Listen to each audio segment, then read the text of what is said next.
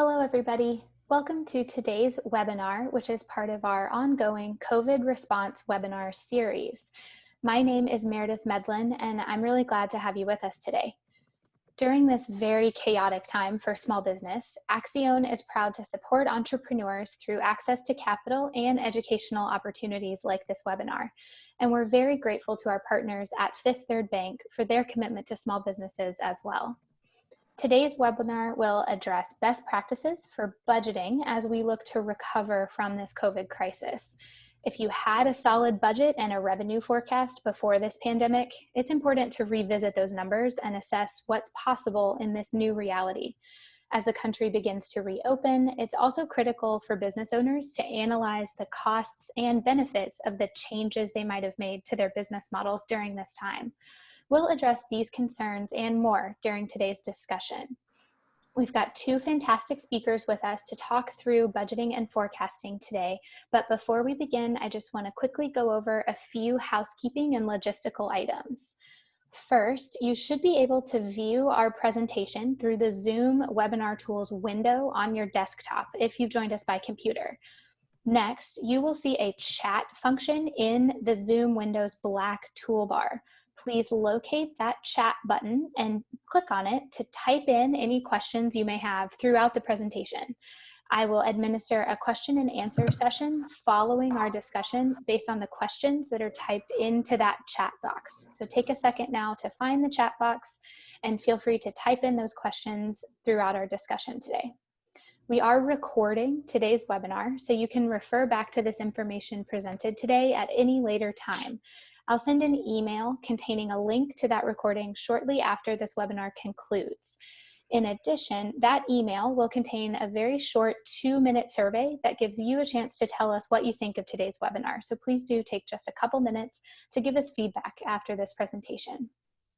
And now I'm very pleased to introduce my colleague Philip Henry from Fifth Third Bank, who will share a bit about the bank's commitment to community before we dive into our discussion. Thanks so much for being with us, Philip. Oh, thank you, Meredith. And good afternoon, everyone. I'm Philip Henry, Community and Economic Program Officer for Fifth Third Bank. Once again, thank you for joining today's webinar, Budgeting and Forecasting for Unstable Revenues, our second business webinar of 2020 in partnership with Accion. Our commitment to put business customers at the center of everything we do is a driving force behind our ongoing collaboration and partnership with Accion. Together, we share a common goal, and that's helping entrepreneurs overcome barriers and achieve business growth by expanding access to capital and educational resources. Fifth Third Bank, in collaboration with the National Community Reinvestment Coalition, made a commitment to invest $32 billion in the communities that we serve through 2020. The plan was originally announced as a $27.5 billion commitment in February of 2016. It expanded to $30 billion in November of 2016 and expanded once again in October of 2018 to $32 billion to reflect Fifth Third's expansion to the greater Chicago area. We are making great progress on that commitment with significant help and engagement with our community and business partner organizations such as Accion. As you can see from the slide, we have almost completed the 5-year plan, with $31.2 billion in lending and investments to improve lives in low and moderate income communities throughout our 10-state footprint. We have committed $13.1 billion in mortgage lending, $8.2 billion in small business lending, and $8.7 billion in community development lending and investments. Fifth Third Bank is committed to all of the markets that we serve. Several hundred entrepreneurs have already been helped through our support of economic development programs, including technical assistance and micro lending for small businesses through partners like Accion. If you're launching your business or expanding it, our team at Fifth Third and our resources are available to you every step of the way. Please visit our Business Resource Center at 53.com and let us help you meet your financial goals and assist you with smart financial solutions for both your personal and business needs. Thank you, and back to you, Meredith. Thanks so much, Philip. I appreciate hearing about that every time. We always appreciate Fifth Third's commitment to the community. So now we will go ahead and get started with our discussion today about budgeting and forecasting. Today's experts are Carl Riley and Jack Moore from Fifth Third Bank. We're so happy to have both of you with us today. And let's go ahead and dive into our first discussion question for today's conversation. This is something I think is probably on everyone's mind if they own a business right now. It's definitely safe to say that 2020 actual revenues are not going to match any projections that might have been made earlier for most businesses. So what should business owners reproject, or how should they go about reprojecting based on their current revenue levels? Jack, let's start with you. What do you think about this projection question? Thank you, Meredith. Yes, absolutely. I do think that is something that each business owner should be thinking about doing at this point in time, as far as reprojecting where they might go this year as far as their profitability of their company. Obviously, the challenges at this point in time are to understand what the near future looks like. It is rapidly changing, a fluid situation, and as far as what's going to happen is very difficult to project. I would make a couple of recommendations. First of all, as far as the planning that you're doing, whereas in the past, it might have been enough to do it on a monthly basis to project and monitor your profitability, your performance. I would suggest, it's baby steps at this point in time. It might be 1 week at a time as far as projecting what your revenues, what your expenses, and what your income statement can be for that week. And the reason why I recommend such a short time period is the need to be nimble, to be able to adjust, and to think about why you're doing planning and budgeting and projecting. Well, there's usually a couple of reasons why you want to do that. First of all, the most important thing is, in order to succeed and manage your business, you must plan, monitor the performance, and then make adjustments.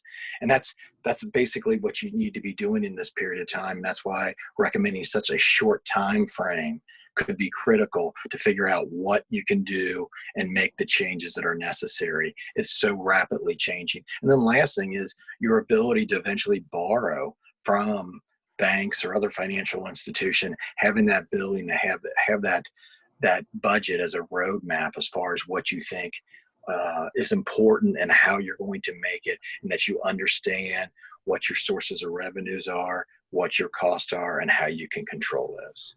So that's why my overall would say, yes, it's important to make a new budget, make new projections, manage your business by planning and adjusting and monitoring where your performance is, and looking at doing it in shorter time frames as things change.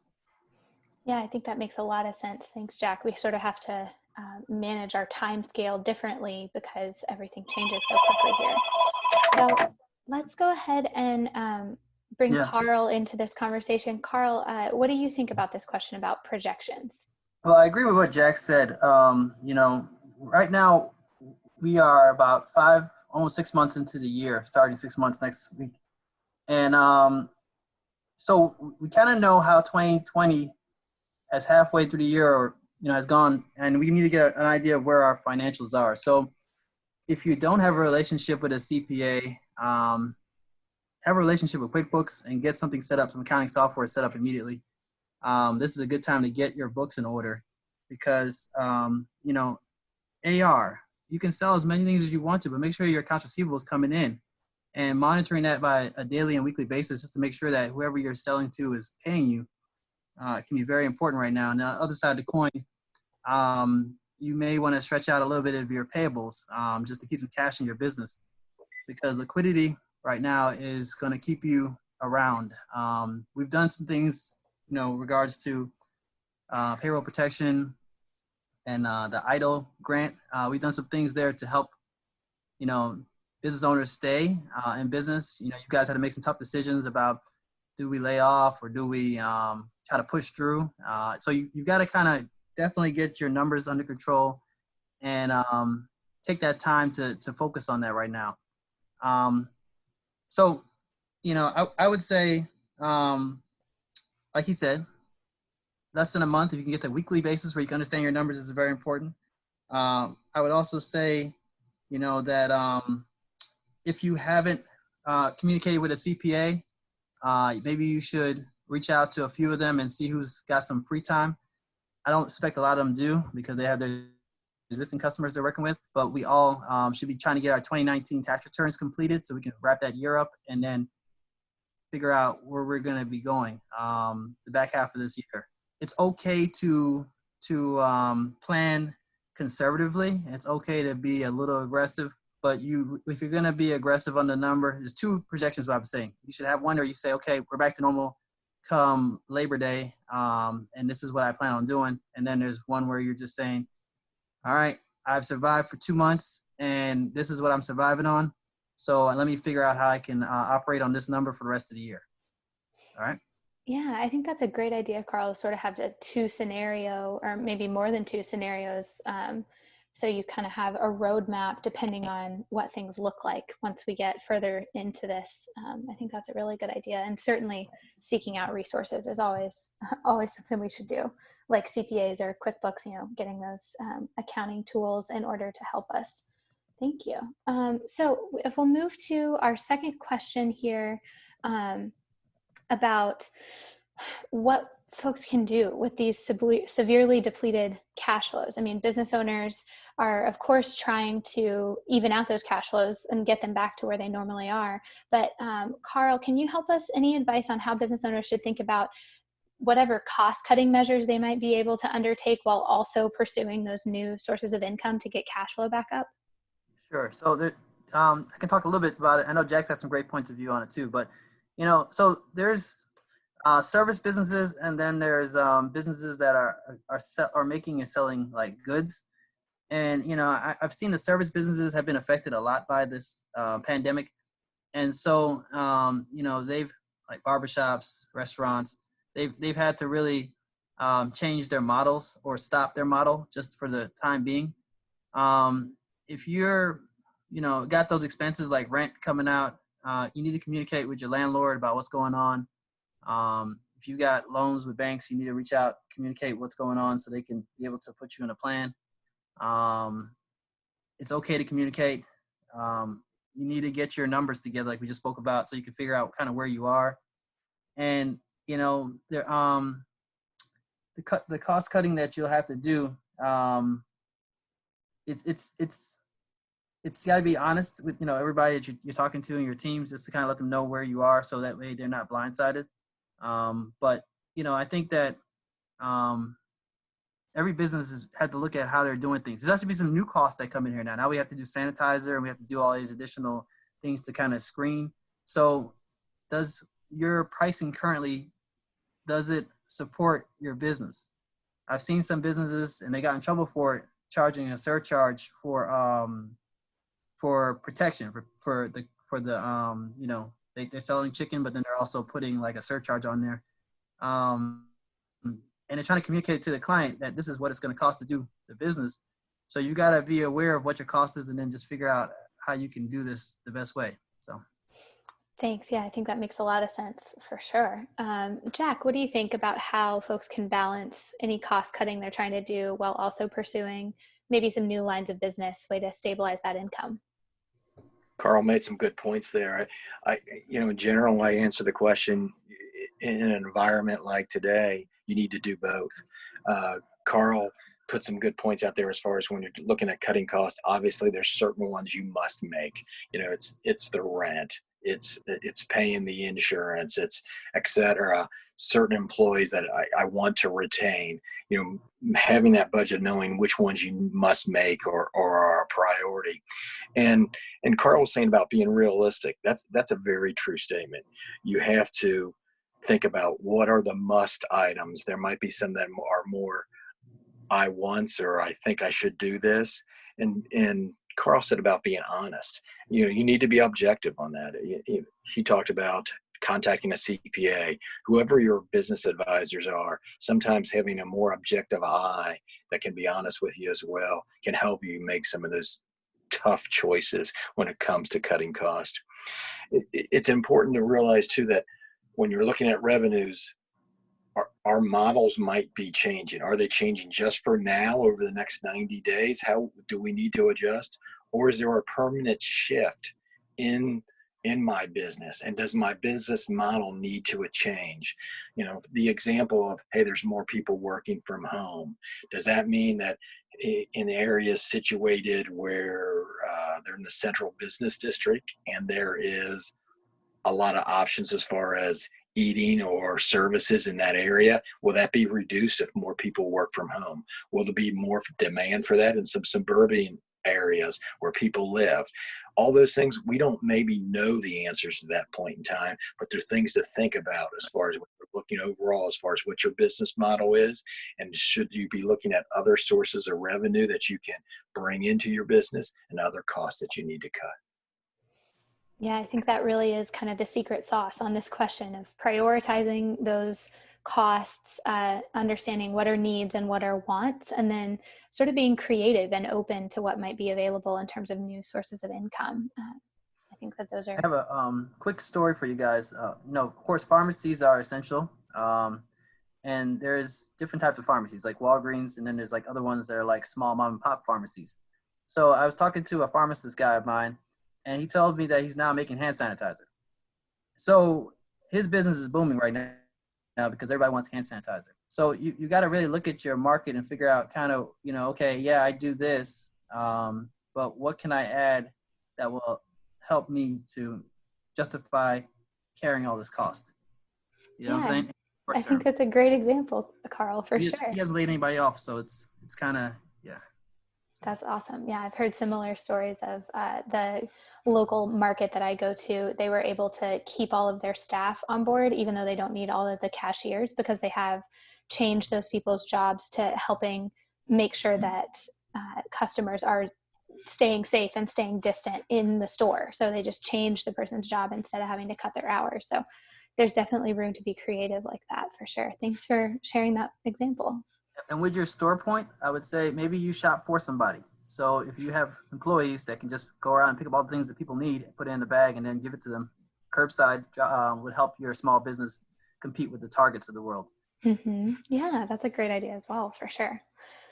All right, so for our third question for today's discussion, we're going to talk about outside capital because I know this is something that a lot of folks are trying to balance right now. So just top line, when should business owners consider outside sources of capital? But then given that we've been in this sort of new COVID reality for several weeks now, if a business owner has already received maybe a grant or a loan or maybe a new or expanded line of credit, when should they think about seeking an additional source of capital or expanding what they already have? Jack, we'll start with you. What do you think about outside capital right now for business owners? That's always a tough question, because when you're talking about outside capital, generally your two things come into play. The plus is the capital and what it can do for your business, but the offset to that is control of your company at times. What is the cost of the outside capital? Is it simply borrowing? It's an interest rate. What's that interest rate at? Or is it an equity position in the company? So when we're talking about outside capital, those are some of the things to consider. From a banking perspective, and me being an old banker that's been at this for a few years, when we look at repayment and whether we can lend to individuals, one of the first things we look at is the bank, or as a bank, we look at the ability of the borrower's cash flow to meet the obligations to repay the loan or whatever their borrowing is that they're financing. So we look at that cash flow. But in times like these, it gets back to the basics that the bank also looks at as well. And a lot of that is about balance sheet strength of the company. And that's not cash flow coming in immediately as a source of repayment, but what balance sheet strength meaning is like the tangible net worth. How much does the assets exceed the debt that the business is carrying? How big is that piece of equity in the company? That's what we're looking at when we're looking about leverage and the balance sheet strength. The less leveraged a company is, meaning the less debt they're carrying on the balance sheet, and the more they have in equity, they have less obligations that they have to meet. They have more availability of maybe capital on the balance sheet, liquidity, as Carl was saying, that they can use. So any bank that's looking as far as lending money to see the equity position that the owner has, what they have there as far as paid in capital or retained earnings is a big plus. When you're looking at that outside capital, you have to weigh those options to see the cost of the capital and if you have to give up any control of your business. It's a tough choice. I would always say that in the long run, you look at survival and what you need to do to get through, but you got to think about what's the cost going to be in the long run as far as borrowing those funds, as far as control or the cost, as far as the prices and interest rates to borrow.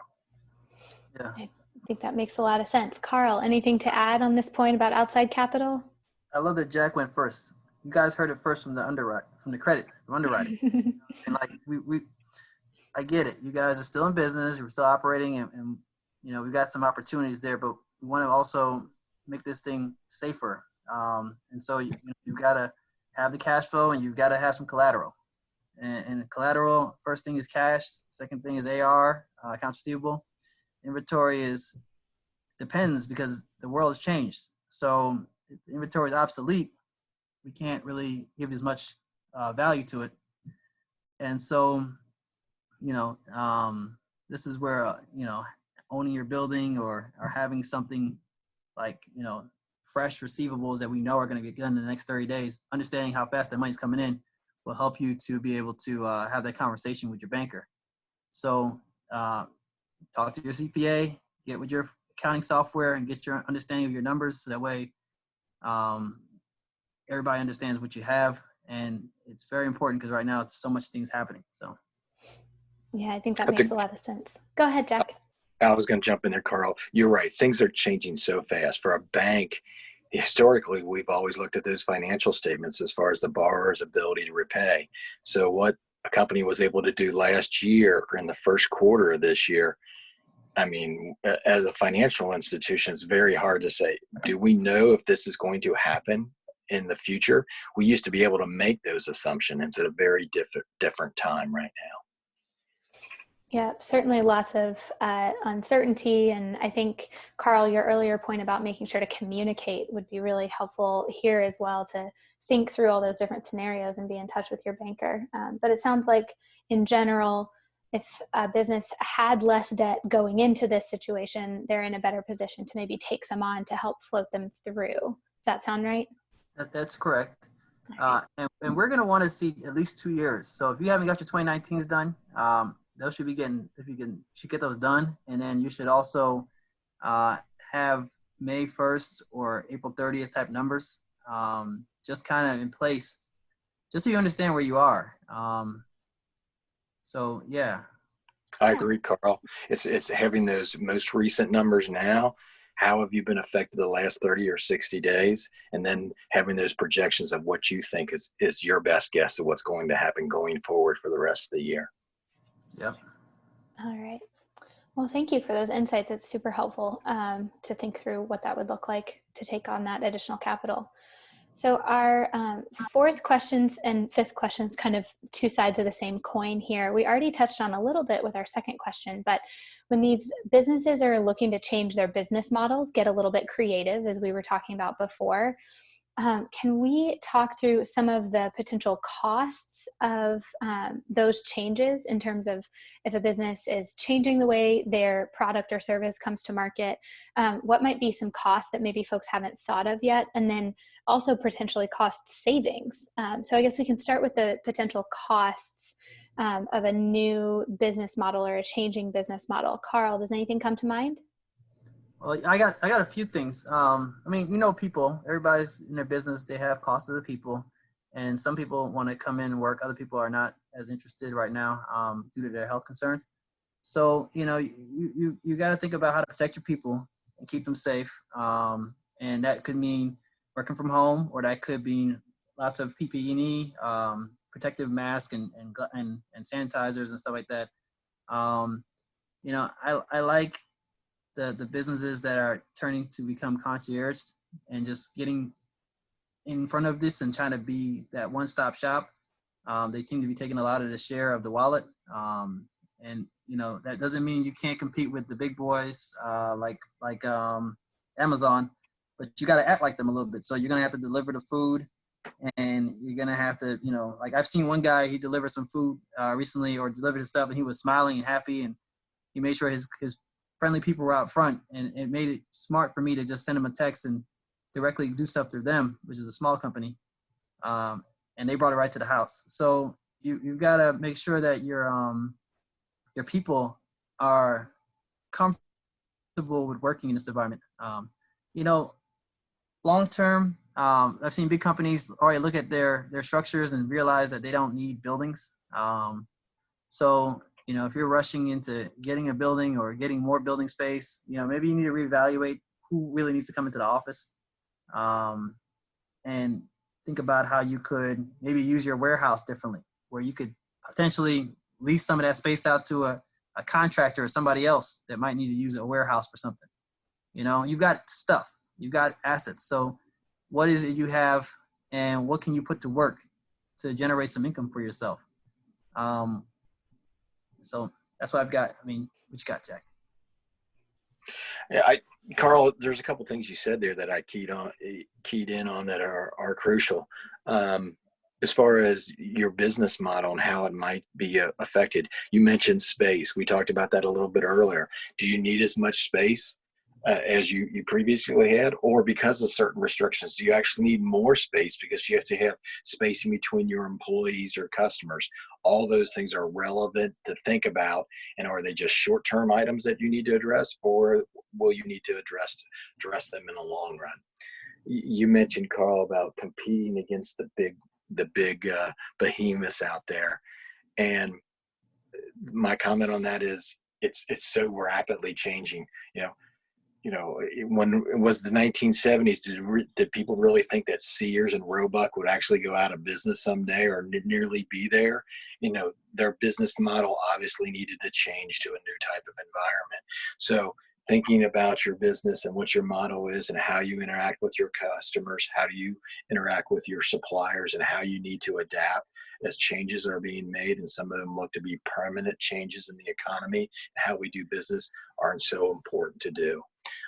That's why consider what opportunities there are to grow your revenues, concentrate on those costs as far as how they can be minimized, and look at it. Hey, what is the risk for me to try to add this type of revenue?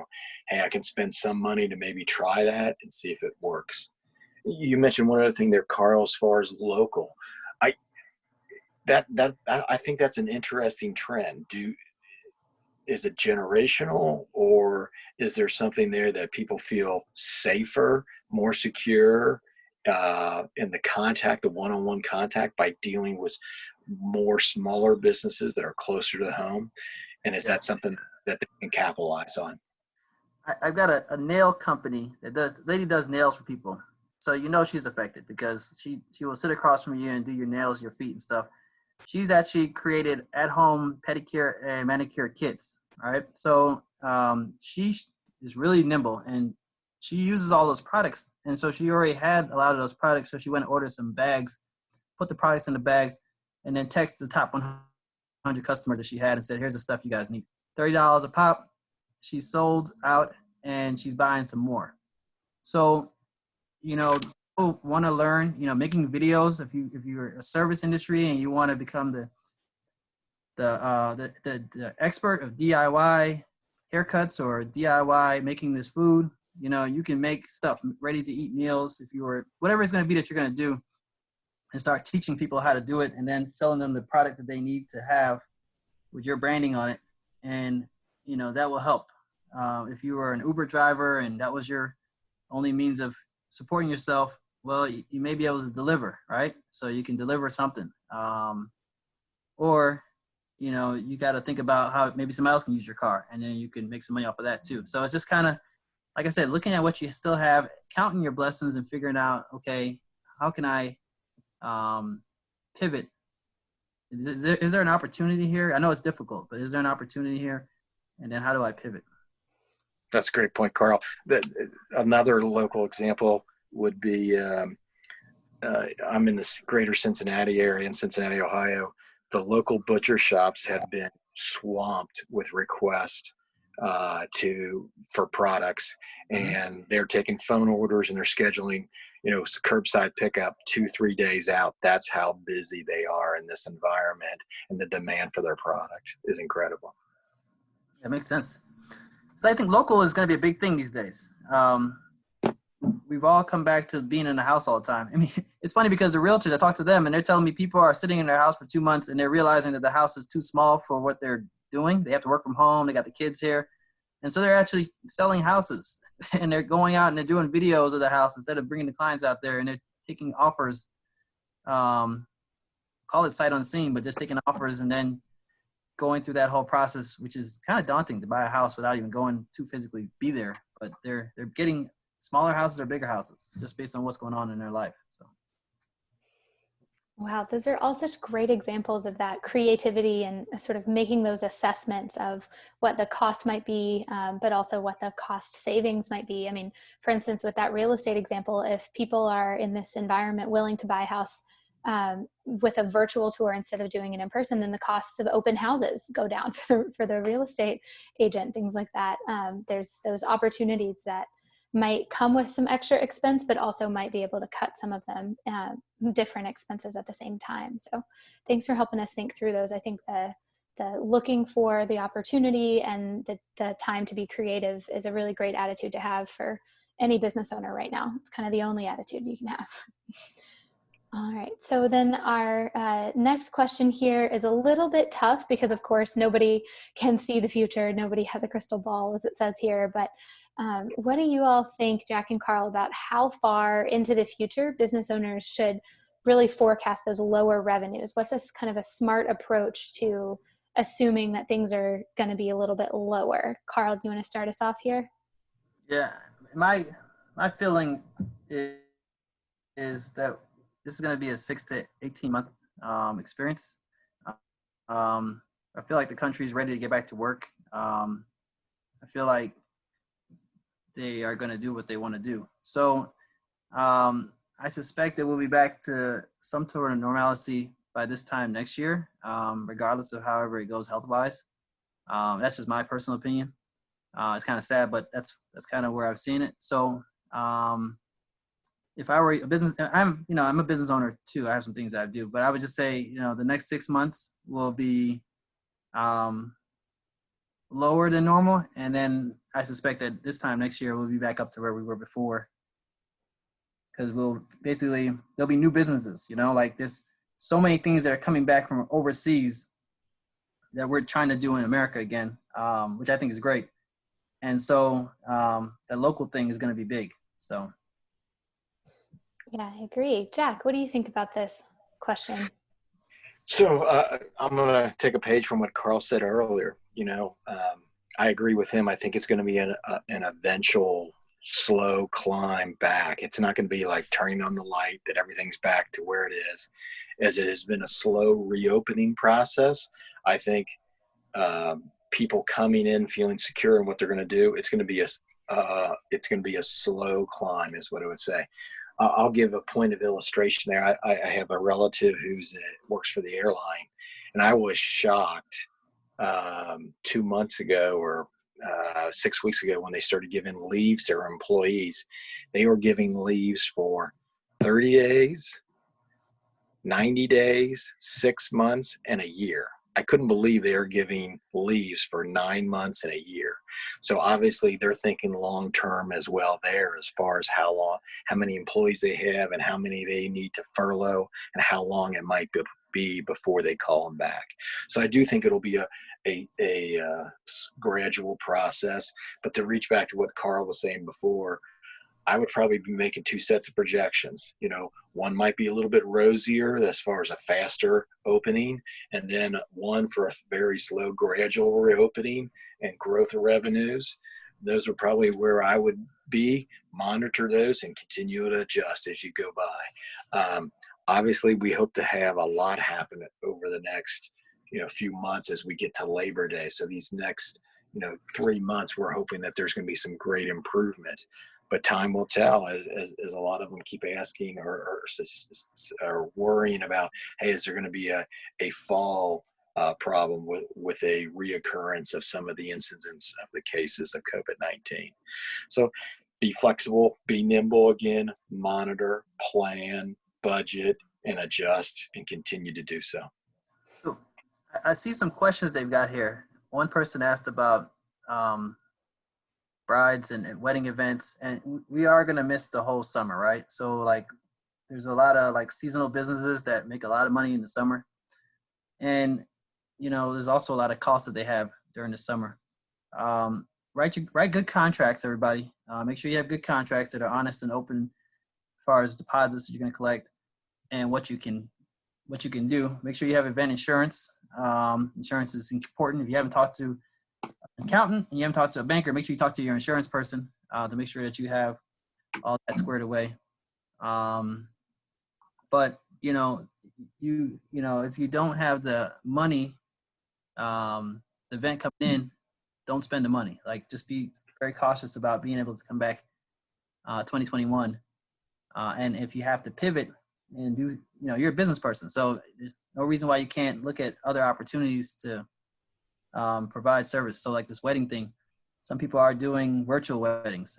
I personally think that might be not as great as experience, but some people are doing them and they're getting married and they're having certain solutions provided for that wedding. So what is it that your client wants, and see if you can help them affordably, and make sure you charge them for what you're doing so that you don't lose money on the deal. Yeah, I think that's a great idea. I mean, again, just finding ways to be creative and be open to what your customers are kind of willing and able to do. I think you're both right that it's going to be a gradual process with this reopening.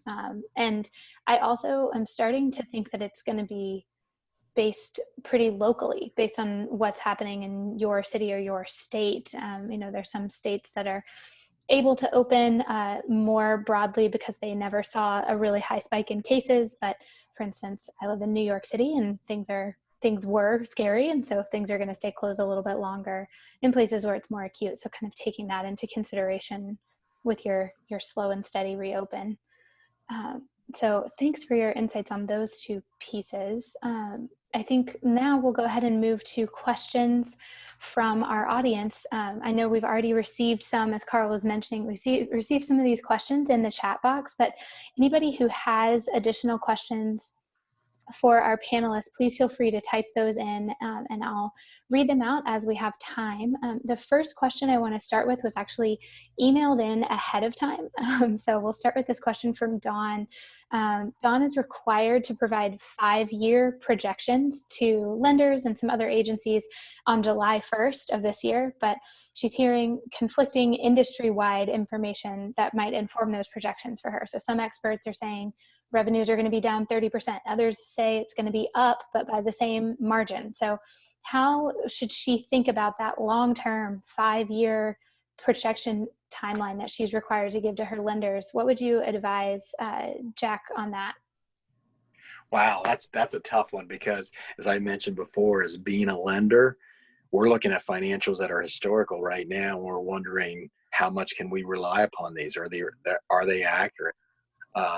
What we would do in the banking business is what we would call sensitize something. We would ask you to provide what your best guess is. And my comment is the most about your business, your industry, and no, you're not an economist. You can't tell that for sure, but you know about what you do and how you do it and how you're adjusting it to make it successful in the future. State why you're making the projections the way they are, what is your basis, and what are the trends you're thinking. So support why you're making the projections you're making. So that's what I would do. It's your best guess based upon all the information that you've taken in and from your industry. If you got any specialty as far as a trade industry that can give you information, use your sources, as like Carl was saying, your CPA, anybody who's an advisor. Take all that information in, synthesize it, look at your business model, make what you think is your best projections. I would do that. State how you support that as far as why you've made those projections the way you have, and what is the basis of that. And then, like I'm saying, most banks are going to make some type of they're going to sensitize that. They're going to look at your projections, see what it looks like. You have the ability to repay it, and then they'll say, well, what happens if that doesn't happen? Let's make a 20% adjustment in revenues. What happens through the variable costs in their income statement? What happens with fixed costs? Will they still be able to repay us? So they'll probably make those sensitizing adjustments in their analysis in doing that. So go with your best projections as far as what you have and the basis why. All right. Carl, anything to add as far as making those long-term projections? Well, I mean, 5 years is a long time to project out. I mean, you can always make it rosy. That's what most people do, and kind of show where we are right now and make it reasonable, right? So, is it 5, is it 10%? But those are like I said, they're so far ahead that no one's really going to take it too seriously right now. I really like to be able to look at year over year and see what you've done, and then what you think you're doing now, and then that would kind of help us to figure out if it's a going concern. So much has changed. So just make sure that when you present yourself to a bank, that you present yourself in a strong position. Having good financial statements, income statement, balance sheet, showing your accounts receivable aging 30, 60, and 90 days, showing your AP, what you owe people, accounts payable, and then if you had an old appraisal, if you're using real estate, if you're fixing something up, you're looking to do, because some people are doing well right now, guys. I want you to know that there are some businesses that are making a bunch of money, and they're doing it with less staff. And so they told me things like, and this is kind of sad, but like the dentists are telling me that people are wearing these masks and they're falling and breaking their jaw and doing stuff like that. So they're getting work done on their teeth. And I'm surprised, because I was like, really, like now you're wearing a mask and this is creating revenue and businesses, so, and then some people bakeries are selling goods, baked goods, like, and then they also making food now, and they're selling the food too. So, it's just a matter of looking at what tools you have currently in your business and seeing how you can use them to capture some sales. Yeah, I think your point earlier, Carl, about sort of leaning on any strong financials past, year over year, if you've got strong 2017, 2018, 2019, with those long-term projections, if a lender's asking you to do 3-5 year, you can support what you're saying for the future based on what you've seen in the past, and hopefully put together a strong picture, even though we really can't know for sure what's going to be happening. Alrighty, so let's move to another question that we've had. Just again, a note for our audience that we are recording, so I'll be sending a link to the recording this afternoon, so you can refer back to the information and review all the insights that Jack and Carl have shared so far. So a question that we've gotten from a couple different folks, I know, Carl, you mentioned it earlier, with businesses that require people to be in the same space, and some questions about some possible adaptations there. So Julie has a nice building that has plenty of office space and conference rooms, and she's wondering if anyone has ideas for other ways to use that space, kind of creative options, since that building's just sitting there empty right now. Carl or Jack, do you guys have any customers or folks that you've been working with who've been using their space creatively? Let me think for a second. No, this is one restaurant that is a bakery, and like I said, come in, you order your stuff, and you leave. He has the ovens, and he has all this like other things, and so he's decided that he's making roast chicken and like rice and peas and all that stuff, and he's selling those dinners as well as selling the baked goods that he always sold. So people know him about the baked goods. They always come to him for like all his baked goods, but now they're buying ready to go meals. So that was interesting. All my daycare owners are in a weird position right now where they've got these buildings and no kids. So it's I've talked to most of them, and they've been sounding so happy because they're sitting at home getting some rest, and they're planning out what they're going to do next year. So, the ones that stayed open, they've had to spend money on a lot of the process, the PPE you need to protect the kids. They've been providing childcare services to like the medical district, people, the doctors and everybody who have to go into work still. They're providing that type of service. So they market themselves to hospitals and to first responders as a clean solution to have the child, stay with them. And they're doing 24-hour service. So that's new cost, but they're excited about it. Jack, you got anything? Or I'll give you some more stuff, but just. Sure.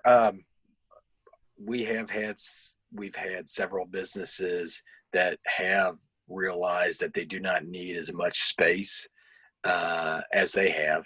So subleasing part of their building, we've seen that happen in several situations. That's a possibility. The other one is, in the particular example we had here, is office space. There has been some trends with shared office space with smaller businesses or people who work from home but want to be able to get out some and use some shared office space. That is a trend that might continue, that there could be, I'm not an expert in that field, but there could be some opportunity in that area. Yeah, I think that's smart, particularly if your space maybe before this pandemic had, say, a capacity of 100. Maybe that capacity now is only 50 or 75, but that's still 50 or 75 people that you could be renting the space to. So I think that we're probably going to see more of that kind of sharing of space, but just spreading out a little bit more. And I think that that's related to Janice's question about the weddings. I just know from a little bit of experience with that industry that a lot of venues, for instance, event venues, are looking to lower the maximum capacity of their space, while of course maintaining the same size of the space, just to allow for a little bit more distance and less crowding within their space, for sure. Carl, anything else on that question about sort of the adaptation and how to kind of use the business a little bit differently? Well, it's all about being a going concern, guys. So like, with your stuff that you have, right? Your buildings, your cars, your people, you have to, like I said, just think about what you have and then think about how you can use it to be able to keep on making some revenue. But don't risk all your stuff just trying to get a few dollars. So like, having your employees doing stuff that will get them sick, that's not good for you. It's not good for them.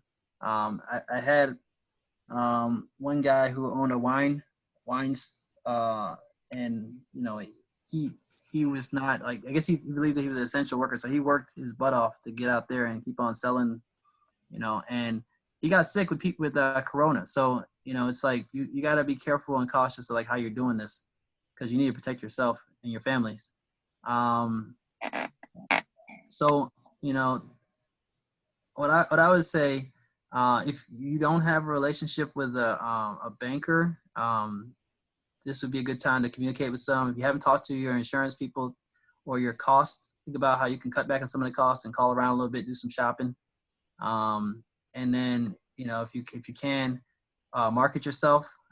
So think about how you're marketing yourself through either it's going to be like, I think if you can call somebody directly and build a relationship, that'd probably be the best way to go, especially the buyers. I have had one interesting thing this guy did was he was making food for supermarkets. So his business was to make like pies and cakes for supermarkets.